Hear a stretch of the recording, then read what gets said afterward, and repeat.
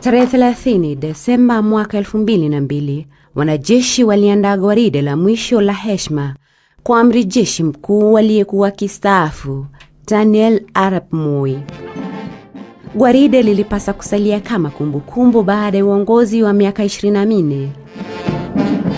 Musalia Mudavadi alihudhuria sherehe hizo, lakini sio kwa furaha. When he's leaving, you have some moments of anxiety, personal anxiety. What will it be?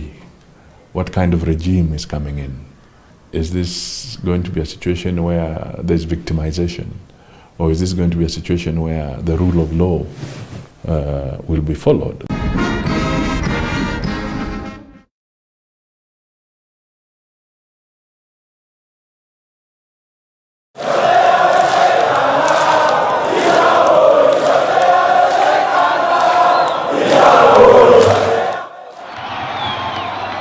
Ni chama alichokienzi Moi, chama cha baba na mama, chama cha KANU.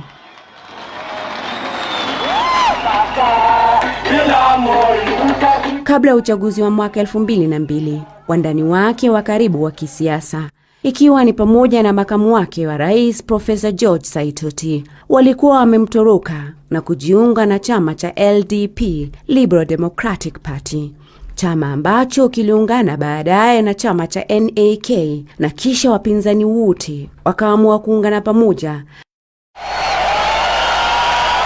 na kuunda chama cha NAK, muungano ambao ulipelekea kushindwa kwa chama cha KANU kwenye uchaguzi wa mwaka 2002. The people of Kenya have spoken. Even for him, there were anxieties, I'm sure, that how is he going to be treated by the new regime? Are they going to settle scores from a very personal viewpoint? Or are they going to be to look at things objectively? So these kind of anxieties were there, not only in my mind, but also in the minds of so many other people. Wachambuzi wa kisiasa wanasema mzee Moi alijaribu kwa hali na mali kupambana na muungano huo wa kisiasa, ambao marehemu makamu wa rais kijana wa Malwa aliutaja kama unbogable. Wandani wa karibu wa rais Moi, ambaye alikuwa akijitambulisha kama profesa wa siasa za Kenya, wanasema ilikuwa ni mara ya kwanza kwa Moi kucheza karata zake visivyo. He was clever and intelligent enough to see it coming, the end of KANU coming. At the back of his mind, unless he was thinking very differently, he must have known that eventually KANU will be out of power. And in Africa, an independence party that is gone out of power to try and make a comeback is an uphill task. Rais Moi alichukua hatamu za uongozi mwaka 1978 baada ya kifo cha mwanzilishi wa taifa hayati Mzee Jomo Kenyatta. Naapa kwamba nitakuwa mwaminifu kwa Jamhuri ya Kenya. Pindi tu baada ya Kenyatta kufariki, Moi aliapishwa siku hiyo na mkuu wa sheria Charles Njonjo. Daniel Arap Moi is now president of Kenya for the next 90 days until an election is held for the future president of Kenya. Makucha ya mzee Moi aliyekuwa mwalimu wa shule ya msingi hayakujitokeza awali, na wengine walimuona mpule, lakini kumbe alikuwa tu akipanga mikakati yake ya kisiasa kisiri. Na baada ya siku 90, Moi alichaguliwa amiri jeshi mkuu na akawa rais wa pili wa Kenya. Lakini mabwenyenye waliokuwa wanajulikana kama Kiambu Mafia walikuwa wamejaribu juu chini kumfungia milango ya ikulu. Na ili kuonekana kana kwamba alikuwa akifuata mienendo ya Kenyatta, Moi alianzisha msimamo wa kisiasa wafuata nyayo. Lakini waliofahamu mtindo wake wa kisiasa wanasema uamuzi huo ulikuwa tu ni wa kuwafumba watu macho. Moi was a very well informed president. Moi consulted. Moi could even call on matters of provincial administration. He could call even an assistant chief. Moi alitumia sana utawala wa mikoa katika uongozi wake. Machifu na manaibu wao, wakuu wa tarafa, wakuu wa wilaya na wakuu wa mikoa walimfahamisha kila kitu kilichokuwa kikiendelea mashinani. Akiwa na umri wa miaka 52, nguvu zake zilisikika kote nchini, ambapo alianzisha miradi mbalimbali na kushughulikia masuala kadhaa. Moi's way of running government was eventually he made the final decision himself. But 1978 became a very mammoth year for this nation, because you have brought into the fray of leadership a man and a character who owns both providential lack and marginalization by the leaders. He combines the two to take a nation, and unfortunately, he goes through an experience between 1982 and 1984 where some people even thought they should kick him out, and others thought they should overthrow him. And Moi was able to sustain himself during those 4 or so years. Alitumia mbinu za aina yake kuwakanganya wengi, ikiwa ni pamoja na kuwaweka karibu watu waliokuwa viongozi katika serikali ya Mzee Kenyatta. Charles Njonjo alikuwa ni mmoja wao. Gigi Kariuki pia alisalia katika mstari huo wa kisiasa. Pia rais mstaafu Emilio Mwai Kibaki, ambaye alimchagua kama makamu wake wa rais. Hadi sasa, wengi wamesalia na kumbukumbu za jinsi wawili hao walivyokuwa wakisafiria pamoja kwenye gari rasmi la rais. Moi tried to learn as much as he could on what was happening in the country. He was a stickler for detail, an excellent timekeeper, and a teetotaler, and a man who would follow issues to the last detail.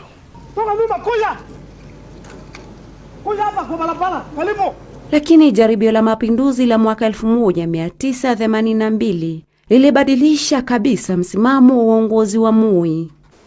1982 coup changed Moi's strategy completely because it rearranged his priorities. Before then, his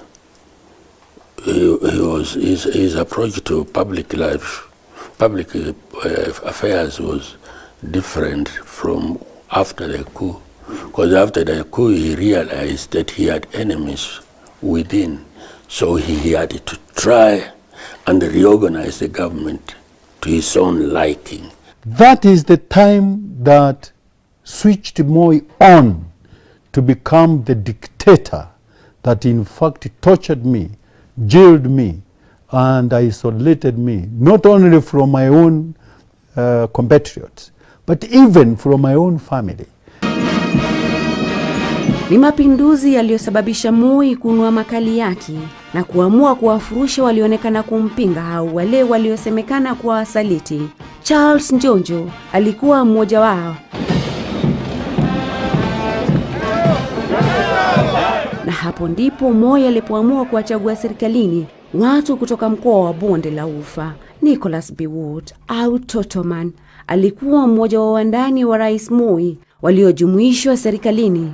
Moi pia alianza kutilia maanani zaidi swala la usalama, hasa katika ukusanyaji wa taarifa za kijasusi.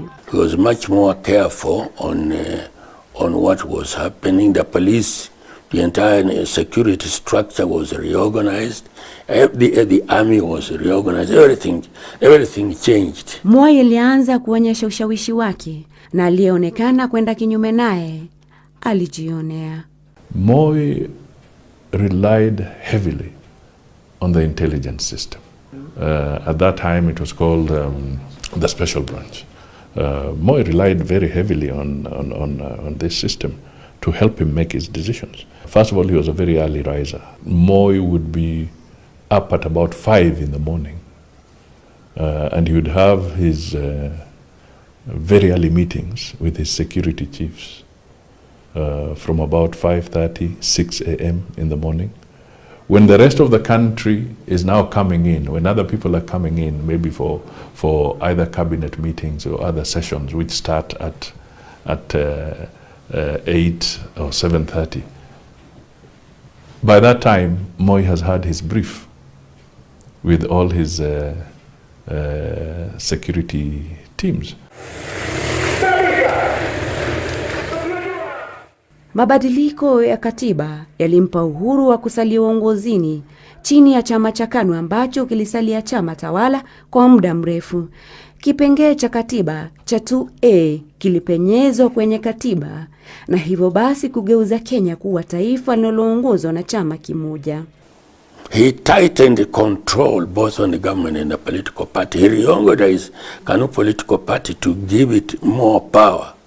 Then it is after 82 that we had the famous committee of 10, the disciplinary committee was brought into KANU.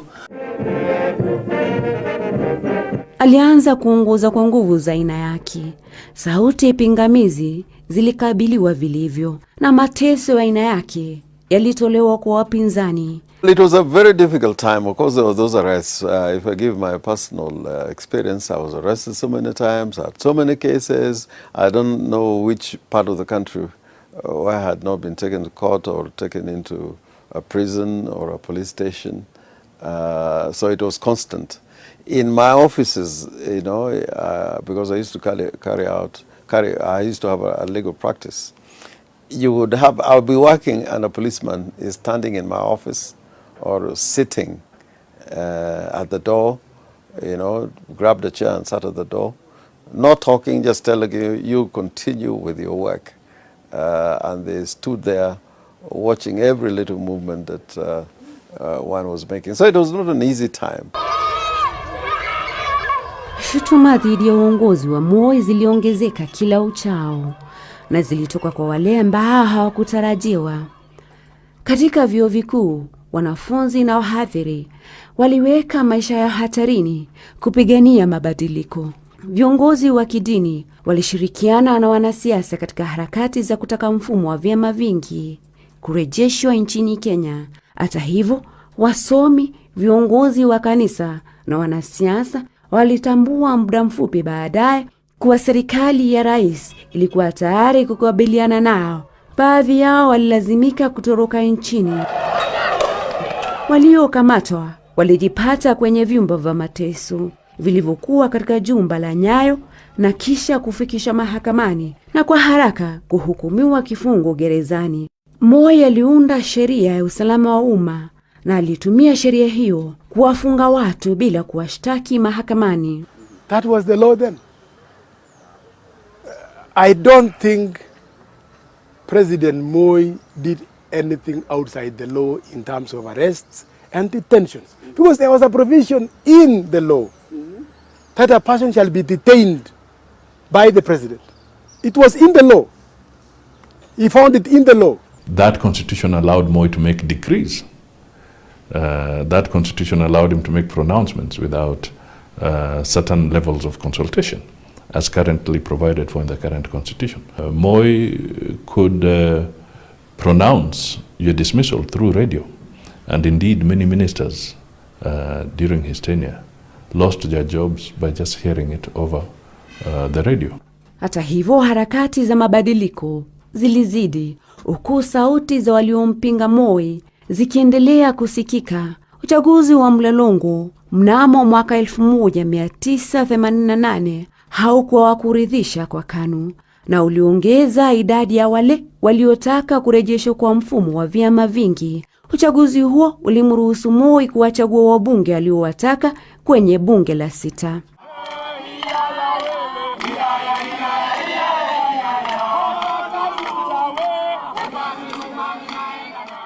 More people were saying, if you can see really a long line being declared the loser and the small line, the short line, being declared the winner, there is really something wrong in our political spectrum.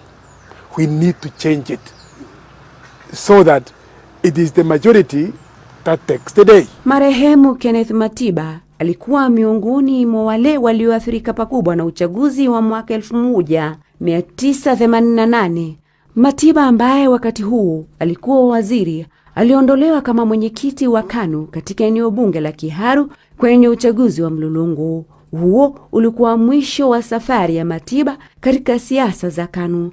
Muda mfupi baadaye, Matiba alijiuzulu kutoka baraza la mawaziri na kisha alifurushwa kutoka katika chama cha KANU na kupoteza kiti chake cha ubunge cha Kiharu. He made it very difficult for anybody to say anything unless you are of course parroting what he had said before, or you are a court poet singing praise to him.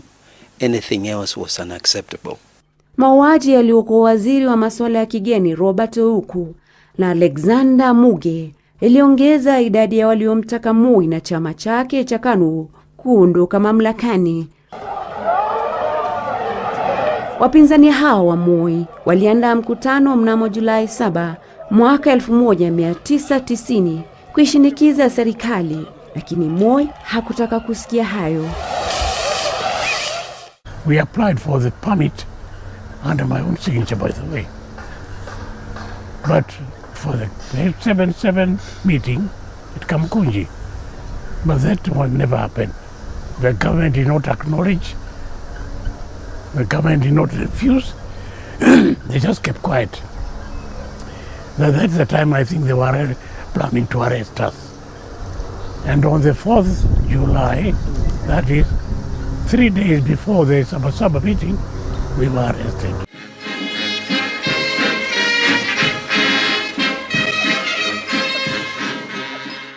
Baadhi wachanganuzi wa siasa wanaamini kuwa kufikia wakati huu, Moi alijua kuwa muda wake wa uongozi ulikuwa unakaribia kukamilika na aliamua kufanya kile ambacho hakikutarajiwa na wengi. Mnamo Disemba mwaka 1991, Moi aliamua kuondoa sheria kipengee cha 2A na kuruhusu mfumo wa vyama vingi kurejea nchini. Fungue section hiyo, na nauliza nyinyi nyote kukaa na mimi tuende barabara yetu tukiwa KANU pamoja. Moi was a very dominant president, and he literally controlled KANU. People were scared of speaking out fully. So even that conference at Kasarani, people had been choreographed to say that we should remain a one-party state. We knew that people would be saying that, but at some stage Moi was going to turn around, so that the presentation would have been that he, as Moi, has seen the future, has seen that multipartyism, whatever, and he came out and said, I must save you as a country. I know you love me, I know you love KANU, I know you love that, but the world has changed. Lakini yaliyofuata baada ya mabadiliko hayo ya katiba yalidhihirisha kuwa Moi alikuwa mwanasiasa stadi na aliyekuwa na mipango na njama za aina yake.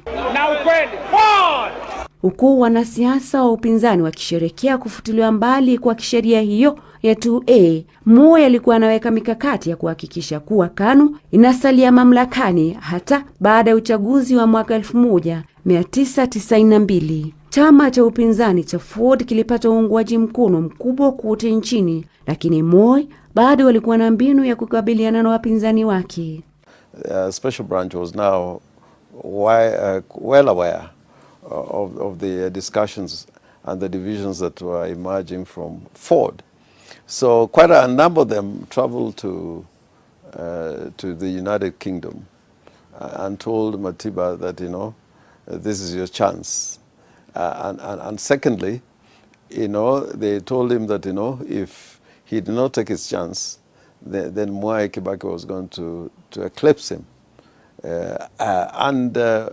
Matiba was taken in, but not absolutely, until the day when he came back and was received in a way that I don't think a leader has been received in Kenya until the time when Raila also was received. Every status quo situation, it uses a method that will scatter the opposition.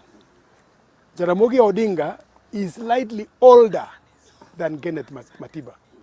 So you put into the head of Kenneth Matiba that it is time for Jaramogi Odinga to go where? Go home. So when he's coming, I'm younger and he's old and he has had his time. He needs to go away. So that's what was done. Kenneth Matiba was given that impression just by some statements. And then when he came, he had a very good reception at the airport, our president. Now, when he saw that reception, everybody said, by the way, is moved by the ground. The one who came waving. And then they come waving. They were blackguards, Yes. waving him to be the president. Yes. The first thing he did when he now landed in Ford was a big quarrel with Jaramogi Odinga. And that trap caused a split in Ford. Then you ended up having Ford Kenya, and then you now ended up having Ford Asili. Na kisha mwaka 1992 Moi alishinda tena na chama cha KANU kikasalia uongozini. Moi aliweza kusalia uongozini hadi mwaka 2002 alipomchagua yule aliyetaka kuchukua mahala pake, Uhuru Kenyatta.